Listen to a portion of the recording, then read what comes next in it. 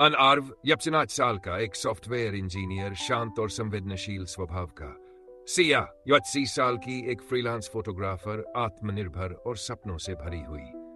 त्रिशा, सिया की बचपन की दोस्त, कहानी में एक महत्वपूर्ण मोड़ का कारण। कहानी की शुरुआत मुंबई की हल्की ठंडी सुबह। सी लिंक पर सूरज धीरे धीरे अपनी किरणें बिखेर रहा था। आरव अपनी बाइक पर ऑफिस जा रहा था जब अचानक उसने एक लड़की को सड़क किनारे कैमरा पकड़े देखा। वह लड़की थी सिया, जो वहां सूर्योदय की तस्वीरें खींच रही थी। आरव की बाइक पास से गुजरते ही सिया की स्कार्फ हवा में उड़कर उसकी बाइक के हैंडल में फंस गई। अचानक ब्रेक लगने से आरव थोड़ा चिढ़ गया, लेकिन जब उसने मुड़कर देखा तो सिया की उलझन भरी मासूमियत पर मुस्कुराए बिना नहीं रह सका। माफ कीजिए, मैंने ध्यान नहीं दिया, सिया ने चेंपते हुए कहा। आरव ने स्कार्फ उसकी तरफ बढ़ाया और हल्के से मुस्कुराते हुए बोला, यह भी एक तस्वीर के लायक है। सिया हंसी और उसने आरव का नाम पूछ लिया। यह पहली मुलाकात थी, लेकिन दोनों ने इसे छोटी बातों में संजो लिया। पहली बातचीत का सफर। दोनों ने कुछ ही दिनों में एक दूसरे के नंबर एक्सचेंज कर लिए। आरव और सिया के बीच धीरे धीरे बातचीत होने लगी। आरव की व्यस्त जिंदगी और सिया के फोटोग्राफी के सफर ने दोनों को एक नई ऊर्जा दी। एक दिन सिया ने आरव को बांद्रा के एक पुराने कैफे में बुलाया। यह जगह मेरी फेवरेट है, यहाँ की दीवारें कहानियों से भरी है, सिया ने कहा। आरव ने इधर उधर नजर दौड़ाई और कहा, तो हमारी कहानी भी यहां से शुरू होनी चाहिए। सिया ने मुस्कुराकर अपना कैमरा निकाला और बोली, एक तस्वीर खींच लूं तुम्हारी? आरव ने कहा, तस्वीर में मेरी नहीं, हमारी मुस्कान होनी चाहिए। प्यार की दस्तक। सिया ने आरव से धीरे धीरे अपनी जिंदगी की बातें शेयर करनी शुरू की। उसने बताया कि कैसे फोटोग्राफी उसका जुनून बन गया और कैसे उसे लोगों की कहानियों को कैद करना अच्छा लगता है। आरव ने अपनी नौकरी, अपने संघर्ष और अकेलेपन की बातें साझा की। एक शाम जब बारिश हो रही थी, आरव ने सिया से कहा, सिया, क्या तुम्हें कभी ऐसा लगता है कि कोई तुम्हारी जिंदगी को पूरा कर सकता है? सिया ने रुककर उसकी आंखों में देखा और बोली, शायद, लेकिन मुझे उस इंसान का इंतजार है जो मेरी तस्वीरों के पीछे की कहानी को समझ सके। आरव ने धीरे से कहा, और अगर मैं वो कहानी बन जाऊं? सिया कुछ कह न सकी, लेकिन उसकी आंखों में हां थी। एक अनकही उलझन। सिया की बचपन की दोस्त त्रिशा अचानक उसकी जिंदगी में लौट आई। त्रिशा ने सिया को बताया कि वह आरव को पहले से जानती है और उसे आरव पसंद है। सिया असमंजस में पड़ गई। एक दिन त्रिशा ने कहा, सिया, मैं तुम्हारे लिए खुश हूं, लेकिन अगर तुम्हें आरव पसंद है तो मुझे बताओ, मैं पीछे हट जाऊंगी। सिया के लिए यह सबसे मुश्किल फैसला था। अंतिम फैसला। सिया ने आरव को मिलने के लिए बुलाया। वह उलझन और भावनाओं के समंदर में डूबी हुई थी। आरव ने उसकी बात ध्यान से सुनी और कहा, सिया, प्यार किसी को छीनने का नाम नहीं है, यह सिर्फ उस इंसान को खुशी देने का नाम है। अगर तुम्हारा फैसला त्रिशा है तो मैं खुश हूं, लेकिन अगर यह फैसला मैं हूं तो तुम्हें मुझसे कुछ नहीं कहना पड़ेगा। तुम्हारी आंखें सब कह देंगी। सिया ने उसकी ओर देखा।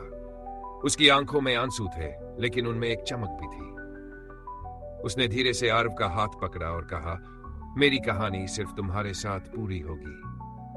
नई शुरुआत। आरव और सिया का रिश्ता अब एक नए सफर पर था। दोनों ने अपनी अपनी जिंदगी को एक दूसरे के साथ इस तरह जोड़ लिया था जैसे उनकी कहानी पहले से ही लिखी गई हो। लेकिन हर कहानी में कुछ चुनौतियां होती है, और यह कहानी भी इससे अलग नहीं थी। आरव और सिया का सपना। सिया को फोटोग्राफी में अपना नाम बनाना था और आरव का सपना था कि वह अपना खुद का स्टार्टअप शुरू करे। दोनों ने तय किया कि वे एक दूसरे के सपनों को पूरा करने में साथ देंगे। एक दिन सिया ने आरव से कहा, आरव, मैं सोच रही हूं कि 1 साल के लिए यूरोप जाऊं। वहां एक फोटोग्राफी प्रोजेक्ट मिला है, लेकिन मुझे डर है कि इतनी दूरी हमारे रिश्ते को कैसे संभालेगी। आरव ने मुस्कुराते हुए उसका हाथ पकड़ा और कहा, सिया, अगर हमारा रिश्ता सच्चा है तो यह दूरी इसे और मजबूत बनाएगी। जाओ, अपने सपनों को पूरा करो। मैं यहां रहकर अपने सपने पर काम करूंगा, और जब हम मिलेंगे तो हमारी खुशियां दोगुनी होंगी। दूरी का इम्तिहान। सिया यूरोप चली गई। दोनों के बीच रोज वीडियो कॉल और मैसेज का सिलसिला चलता रहा, लेकिन वक्त के साथ दोनों की व्यस्तताएं बढ़ने लगीं। सिया अपने प्रोजेक्ट्स में उलझी हुई थी और आर्व अपने स्टार्टअप की नींव रखने में। एक दिन सिया का कॉल आया। उसकी आवाज में चिंता थी। आर्व, तुम ठीक हो? मुझे लगता है हम दोनों पहले जैसे नहीं रहे। आर्व ने गहरी सांस लेते हुए कहा, सिया, यह सिर्फ वक्त का खेल है। मैं जानता हूं कि तुम मुझसे उतना ही प्यार करती हो जितना मैं तुमसे, लेकिन हमें अपने सपनों के लिए यह कठिनाई सहनी होगी। आर्व का स्टार्टअप धीरे धीरे आकार ले रहा था, लेकिन उसमें कई चुनौतियां आ रही थी। निवेशकों की उम्मीदें, काम का दबाव और सिया की यादें, सब कुछ आर्व को मानसिक रूप से थका रहा था। एक दिन आर्व ने सिया से कहा, सिया, मैं थक गया हूं। कभी कभी लगता है कि सब छोड़ दूं। सिया ने उसे समझाते हुए कहा, आर्व, सपने आसान नहीं होते। अगर तुम आज हार मानोगे तो तुम खुद से नजरें नहीं मिला पाओगे। मैं तुम पर गर्व करती हूं, बस थोड़ा और धैर्य रखो। सिया के इन शब्दों ने आर्व को नई ऊर्जा दी। सिया की सफलता और आर्व की वापसी। 1 साल बाद सिया का प्रोजेक्ट खत्म हुआ और उसे अंतर्राष्ट्रीय पहचान मिली। वह भारत वापस आई तो उसने देखा कि आर्व का स्टार्टअप भी अब अच्छी स्थिति में था। दोनों ने एक दूसरे के साथ वक्त बिताने का फैसला किया। एक शाम सिया और आर्व सी लिंक पर उसी जगह गए जहां उनकी पहली मुलाकात हुई थी। सिया ने आर्व से कहा, मैंने अपनी जिंदगी का सबसे बड़ा सबक सीखा है।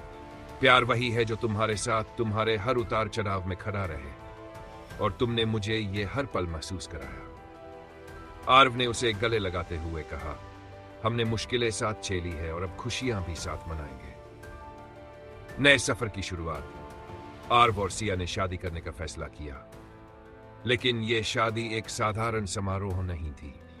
उन्होंने अपनी शादी को एक नई शुरुआत के रूप में देखा, जहां उन्होंने अपने सपनों और रिश्ते को संतुलित रखने का वादा किया। उनकी कहानी ये बताती है कि प्यार सिर्फ साथ रहने का नाम नहीं, बल्कि एक दूसरे के सपनों को पूरा करने में साथ देने का नाम है। यह कहानी अब भी जारी है, क्योंकि उनका प्यार हर दिन एक नई कहानी लिख रहा है।